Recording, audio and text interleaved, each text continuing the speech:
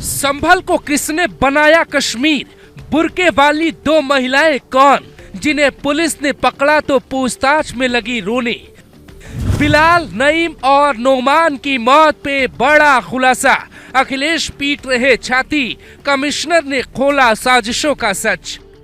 फिल्मी स्टाइल में रचा था प्लान, कोर्ट नहीं पहुंचने देना चाहते थे सही रिपोर्ट। सर्वे में मिला मंदिर का बहुत बड़ा सबूत। संभल की ये 3 तस्वीरें सबसे ज्यादा वायरल हैं। पहली तस्वीर पर अखिलेश यादव की छाती पीट रहे, दूसरी तस्वीर पे कुछ लोग आईपीएस के बिश्नोई को कोस रहे, जबकि तीसरी तस्वीर पर हिंदू पक्ष के वकील विष्णु शंकर जैन को लेकर कुछ लोग सवाल उठाने लगे। लेकिन इन तस्वीरों की पूरी सच्चाई आपको बताएं उसके पहले सुनिए इतनी भयंकर प्लानिंग रचने के पीछे की मंशा क्या थी। वो 2 बुर्के वाली महिलाएं कौन थी, जिनका दिमाग कितना शातिर है कि लोकल इंटेलिजेंस यूनिट के बड़े बड़े अधिकारी फेल हो गए। शुरुआती जांच में पुलिस को जो सच पता चला वो बेहद हैरान करने वाले। संभल की साजिशों में बड़ा खुलासा। मुरादाबाद रेंज के कमिश्नर आंजनेय कुमार सिंह बताते हैं, पथराव 3 ओर से हो रहे थे, उसी बीच किसी ने फायरिंग भी की।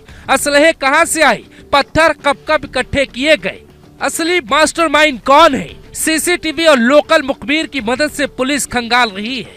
मीडिया रिपोर्ट बताती है कि इनकी प्लानिंग सर्वे टीम को निशाना बनाने की थी। फिल्मी स्टाइल में ये कोर्ट तक सही रिपोर्ट नहीं पहुंचने देना चाहते थे। अब सवाल उठता है कि सर्वे टीम को क्या मस्जिद के अंदर मंदिर होने के कई बड़े सबूत मिले, जिसे 29 नवंबर को चंदौसी की अदालत में पेश किया जाना है। हम जब इसके बारे में पड़ताल करते हैं तो पता चलता है कि मस्जिद के अंदर टूटे प्लास्टर से हिंदू खंबे झांक रहे, जिसका जिक्र एएसआई की एक पुरानी रिपोर्ट में किया गया है। इस रिपोर्ट में ये भी दावा है कि मस्जिद में मौजूद शिलालेख में बाबर का नाम गलत है। शिलालेख पर बाबर का नाम शाहजहां फुल हमद बाबर लिखा है, लेकिन बादशाह का असली नाम शाह जहीर उद्दीन मोहम्मद बाबर। उस शिलालेख के पीछे असली हिंदू शिलालेख लगा है।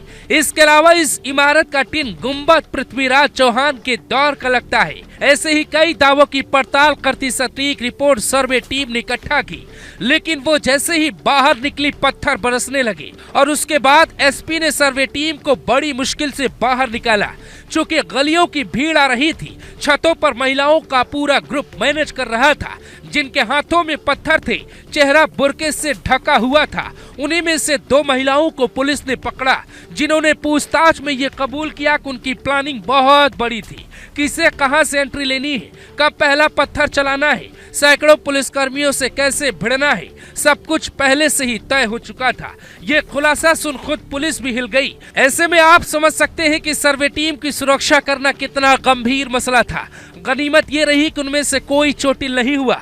कहा यह तक जा रहा है कि सड़कों पर 12-14 साल के लड़कों को जानबूझकर रखा गया। उन्हें पहले पत्थर चलाने की ट्रेनिंग दी गई ताकि तेज दूर तक पत्थर फेंक सके। नाबालिगों को आगे करने का मॉडल कश्मीर से लेकर जहांगीरपुरी तक देश ने देखा है, पर संभल की साजिश इससे भी 2 कदम आगे निकली। वहां कमिश्नर और आईजी को भी पत्थरबाजों ने घेरने का प्लान तैयार किया था। उनके निशाने पे सर्वे टीम के बाद कप्तान के बिश्नोई थे, जिनके पीआरओ इस पथराव में चोटिल हो गए। उनके साथ 15 से 20 पुलिसकर्मी भी चोटिल हैं, जिन्हें अस्पताल में भर्ती करवाया गया। जो वो ग्रुप था वो कुछ लोग घूम के चले गए दूसरी तरफ नखासा की तरफ, और वहाँ पर मैं और डीआईजी साहब मौजूद थे। वहाँ पे भी पथराव किया गया। हम लोगों ने उस भीड़ को खदेड़ा। बाद में एसपी और डीएम साहब भी आ गए थे। उस पथराव घटना में हमारी कोशिश रही कि उनमें से कुछ को पकड़ा जाए, और पकड़ा भी गया।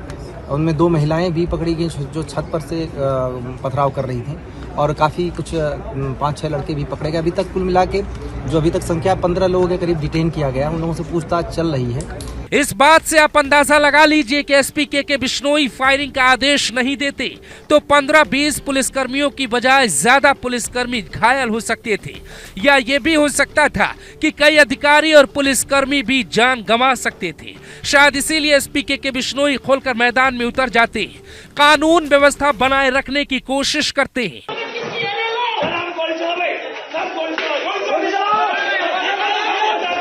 पर कुछ लोग इस तस्वीर पर कहते हैं सामने मुसलमान खड़े थे, इसीलिए एसपी ने आदेश दिया। हालांकि अब तक ये बात स्पष्ट नहीं हो पाई है कि 3 लड़के जिनका नाम बिलाल अंसारी, नईम अहमद और नेमान है, उनकी जो मौत हुई है वो पुलिस की गोली से हुई है या खुद के पत्थरबाज इन पे भारी पड़ गए। तस्वीरें तो ये तक बताती हैं कि दोपहर 11 बजे के बाद से संभल की सड़कों पर सिर्फ 4 ही चीजें दिख रही है, या तो टूटे चप्पल या बिखरी हुई तस्वीरें, पत्थर या फिर पुलिस और पत्थरबाज। हालात ये हो गए हैं कि सड़कों पे फैले ईंट पत्थर को हटाने के लिए प्रशासन को ट्रॉली बुलानी पड़ी और ट्रैक्टर की मदद से पत्थरों को हटाया गया।